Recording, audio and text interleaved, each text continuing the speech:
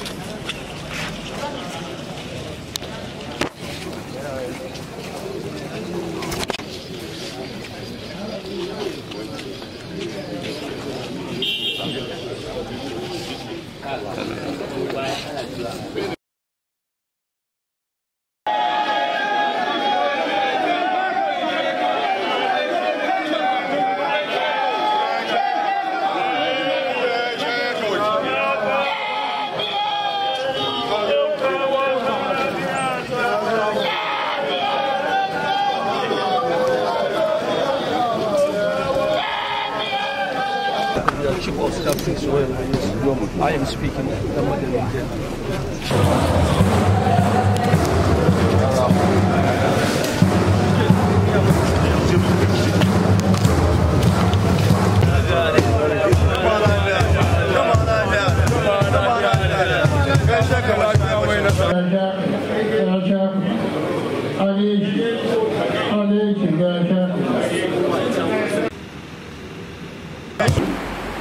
We say what we are brothers and the people of the Nigerian Labour Party. Guys, it's why this visit is very important to him and to the entire Emirates on your visit. These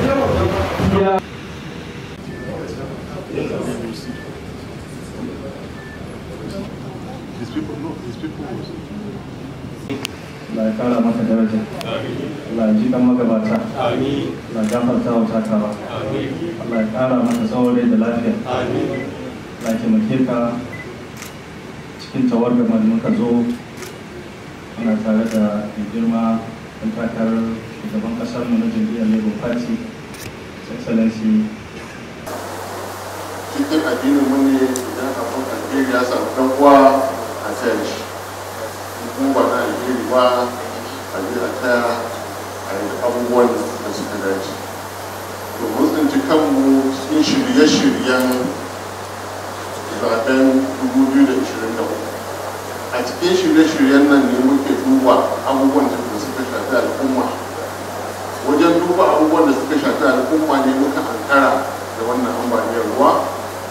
Shugaba Peter Abiko ya ce lallai yana so ya zo ya nuna damuwar shi da wannan al'umma. Explained to you by our gubernatorial candidates. We're here to pay our respects, loyalty to you, and most sincerely commiserate with you. Sincerely, the mention for each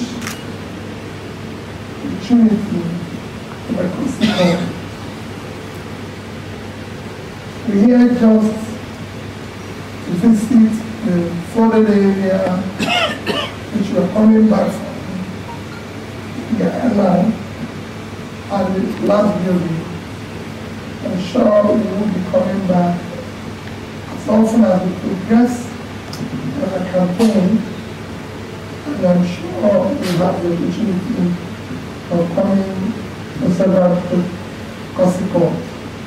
We thank you, very grateful, very appreciative, and most importantly, remain very prayerful to Almighty God to continue to protect, bless you, and guide you as you will. Thank you.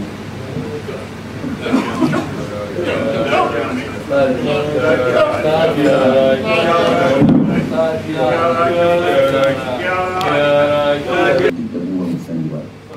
Don haka dukkan abin da zai biyo bayan zaɓe muna fata dukkan 'yan siyasa za su aminta cewa wannan ne tsarin da ubangiji ya tabbatar kuma sun haɗu su koya wa dukkan wanda ubangiji ya ba nasara don gyara ƙasar mu da taimakawa al'umma.